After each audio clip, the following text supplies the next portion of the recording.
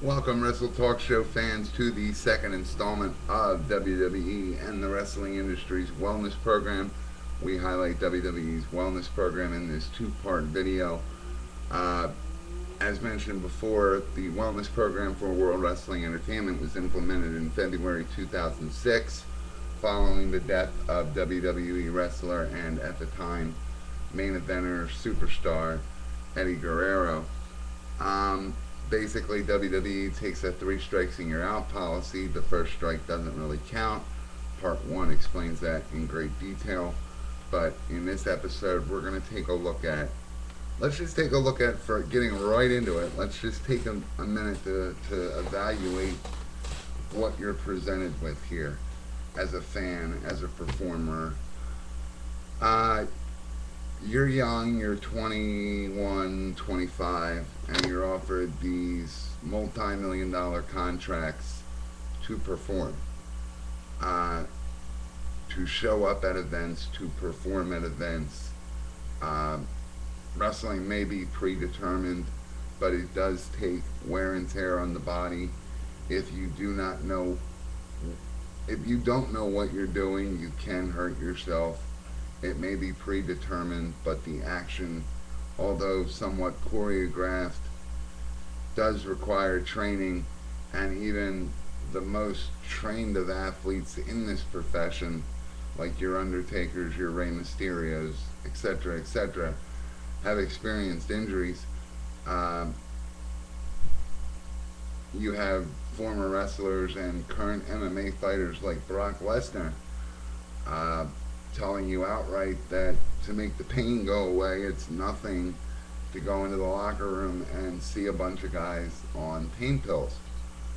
Um, my opinion, it's kind of when you, especially when you've got the schedule that WWE has, where you're working 230, 240 some days out of the year. You take a week off for holidays, and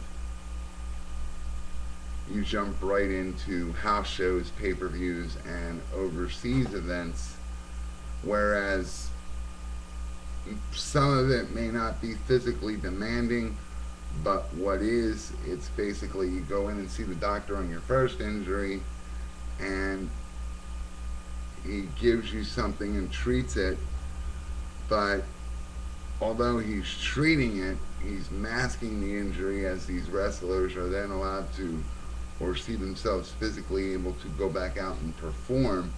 Whereas to get away from pain, all I have to do is take a couple painkillers. A bunch of us would argue, there's a group of us that maybe I recommend rotation. I think what we've been talking about over the last week or two with talent rotation, uh, if you take your Undertaker for example. Undertaker has it in his contract. This is why he came back, where he wouldn't even be back without these stipulations, that he basically runs a storyline for the company, runs it to its end, and then gets time off. Runs a title, runs it till he loses it, and then either wears himself out and loses and goes out on leave, or just wraps it up if it's non-title related, and takes time off. Like your veterans are seeing, if not starting to implement, that hey, I'm old and I'm doing this, I can still do it, but I'm not gonna throw down a bunch of Percocets just so I don't have to recuperate properly, so I can go out and perform. Although some of them, 90% of them, still do it. Whereas let me take this painkiller, and I can go do my next event, and I won't have to miss any time. Whereas I won't lose my spot, because with wrestling, it's also a tough spot to put the worker in, because you emphasize in the contractual agreements, in the way you're molding the characters, that the character needs to be a consistent. Well, if you're out on an injury, you can't be a consistent in anything. So these guys that want to make the big money and want to see the title matches and want to see the titles are choosing to treat with drugs rather than miss any time and lose their spot. My idea with rotation is simply this, where you have like your Undertaker scenario where you know he's only going to work X amount of weeks, X amount of months, and then take time off. And I believe I might have summarized this a little bit in part one. But then when Undertaker takes time off, why not have it cycle to where, alright, the next guy below him will then step up, or we're going to take a dark match and keep the lights on this time and fill the match card that way. This way your wrestlers could still get, your veteran wrestlers would get the recoup time they need so they could still work for you. And you're also rotating the talent in such a way that even on your hot headliners downtime, you're still producing decent product because you're watching the beginning of a new wrestler or a new character be formed. Now this is just an idea. Whether or not WWE actually does it, I would not hold your breath.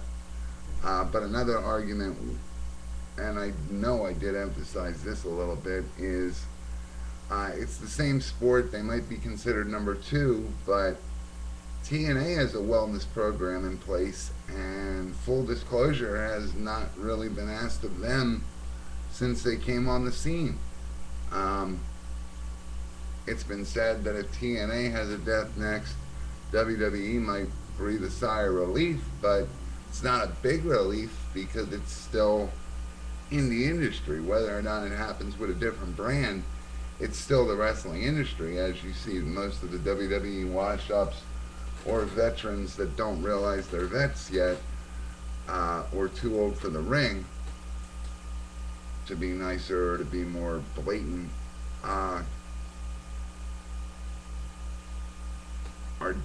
are selling most of your product, as you notice. I mean, just to put it out there, I don't understand why.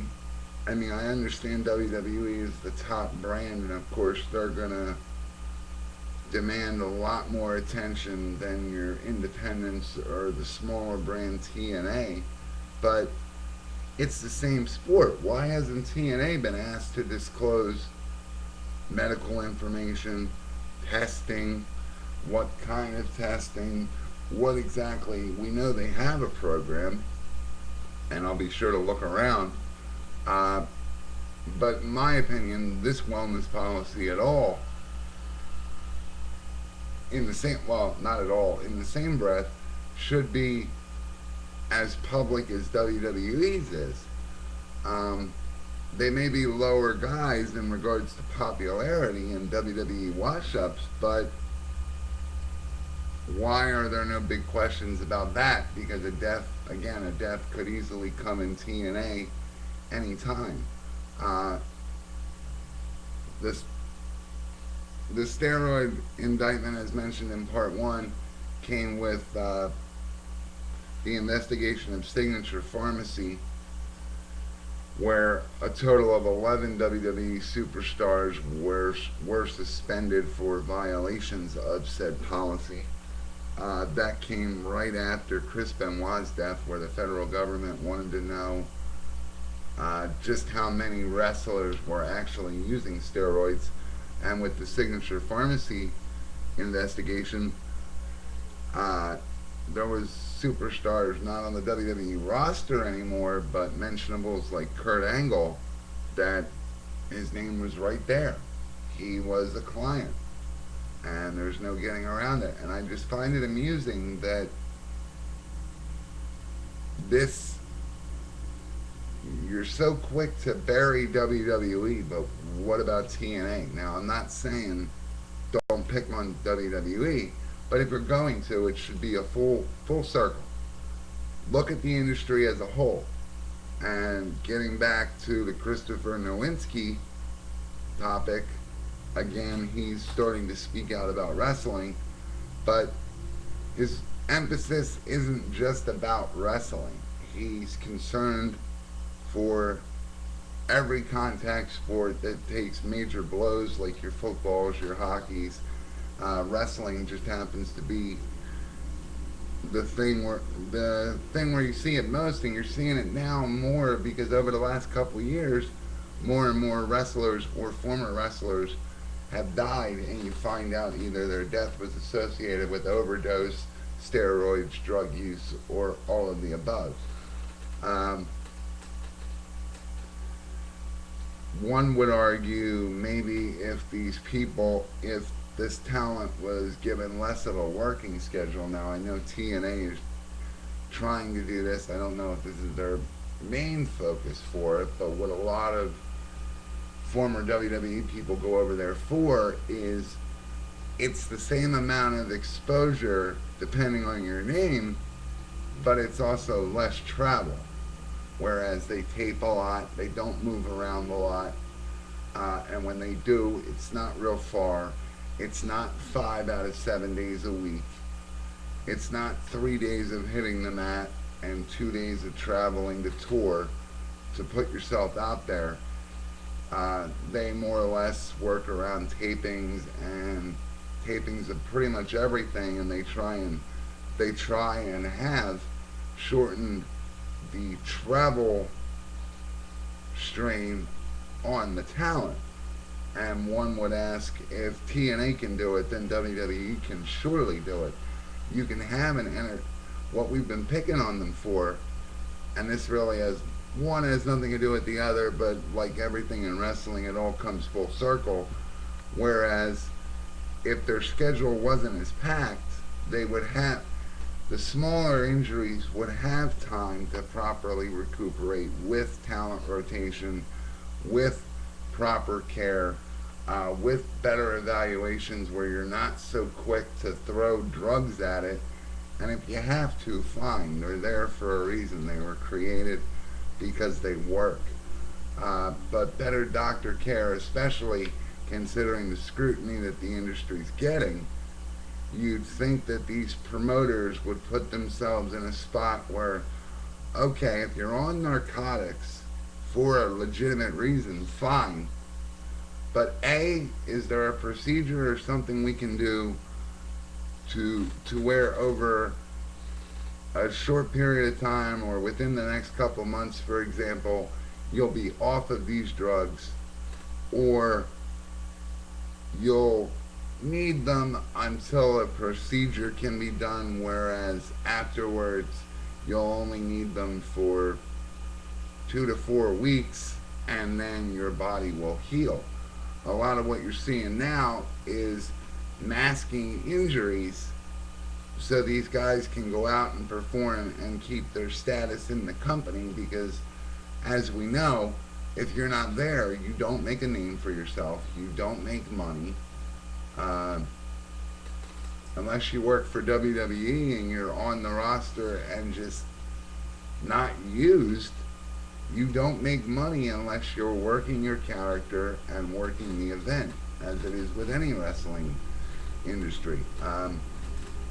I think it should all go pay to play, because if a guy isn't on there one day, that's one night of salary for a particular guy that a company shouldn't have to pay. It should all be like the independents, where if you work it, here's a check, or cash. If you don't, then I'm sorry, but you did not perform. This emphasized contract stuff where they make money regardless kind of leads to question, especially with WWE's financials, what can they do to save money that isn't really obvious? I mean, all of it's obvious. But just to wrap this up, because I don't want to do more than 2 parts, the wellness programs need to be explained better. They need to be enforced better. Like I said, have an injury that merits it, fine, but how long until you don't need these anymore? Regular doctor checkups, doctor cutoffs of these drugs, so you don't have something where you find out after a wrestler died, oh, he or she was still on Vicodin. Just my thoughts. Tune in for the next installment.